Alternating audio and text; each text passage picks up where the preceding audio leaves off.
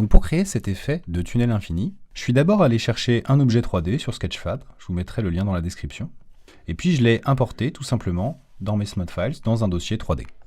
À partir de là, je viens simplement importer ma géométrie dans ma composition. Ici, je vais en faire juste une référence géométrie parce que je n'ai pas besoin d'accéder aux sous-objets qui composent cette arche. Et j'ai son dossier texture qui est ici. Et donc je vais simplement importer les textures. Par exemple ici, la couleur sur l'albédo. Donc je maintiens Alt et je drag and drop l'image dessus. Ici la métal dans la passe de métallique et la roughness dans la passe de roughness.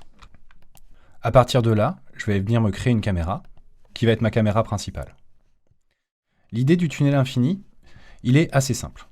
Pour le comprendre, je vais passer dans ma vue 3D. Ici, j'ai mon objet 3D qui est là et je vais pouvoir lui appliquer un modifieur 3D qui est dans les opérateurs repeat. Ce modifieur de repeat, il va me permettre d'instancier une répétition, un certain nombre de répétitions, ici 5, et d'offsetter chacune de ces répétitions avec des paramètres de position.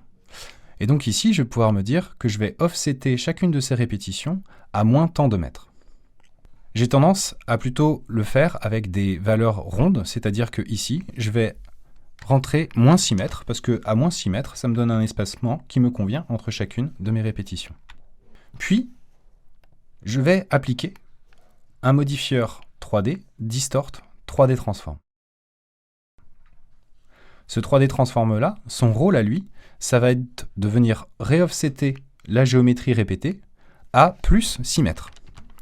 De telle sorte à ce que si j'active ou désactive ce 3D Transform, en fait, j'ai simplement l'impression qu'il y a une répétition qui passe d'ici à là. Si cet effet-là fonctionne, alors ça veut dire qu'en jouant simplement sur l'opacité de mon 3D Transform, je vais pouvoir faire avancer ma géométrie.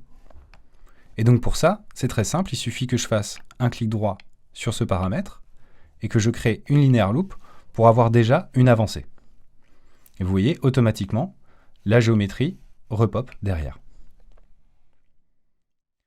À partir de là, je vais pouvoir repasser en vue 2D et venir positionner ma caméra en maintenant Alt et clic molette pour positionner ma caméra à l'endroit qui me convient. Il faut que je fasse très attention à ce que je ne vois pas la disparition de l'objet qui est le plus proche de ma caméra. C'est-à-dire que cet objet-là doit disparaître derrière le champ de vision de ma caméra. Cependant, le problème, c'est que je vois toujours l'objet réapparaître ici. Donc ma boucle ne fonctionne pas très bien. Pour masquer ça, il n'y a pas de problème. Je vais simplement créer un calque 2D uniforme. Je vais le laisser de couleur noire.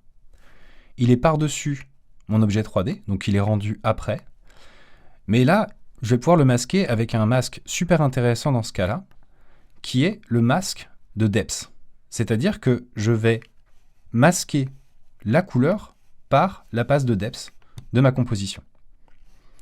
Avec le distance intervalle, ici, je vais pouvoir augmenter de telle sorte à ce que je puisse voir un peu plus les piliers, sans voir le pilier qui se régénère par la répétition.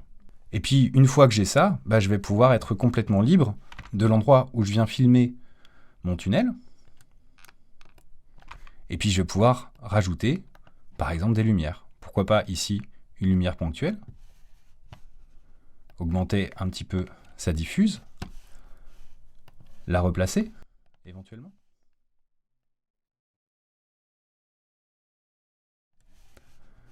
Et là, ce que j'aurai la possibilité de faire, c'est jouer, par exemple, avec sa position sur l'axe Z pour créer des effets sympas.